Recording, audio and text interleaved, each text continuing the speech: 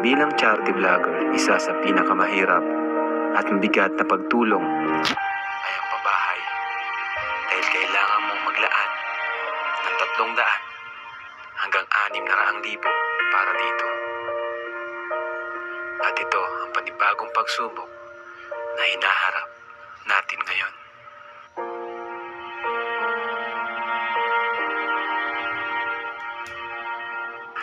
200 plus na pabahay. Ngayon mga kalingap, gusto ko kayong update sa bahay ni Biancy. So nakita niyo naman po yung progress at halos lumubong na rin. Kunting kunting push pa. Pero ngayon po pasamantalang itinigil muna po natin ang construction dito dahil kailangan natin mag-save pa. Siguro at least mga 2 weeks tayo magsisave, no? And habang nagsisave tayo dito, inuuna natin yung kina-Christian, ginagawa yung kina-Christian.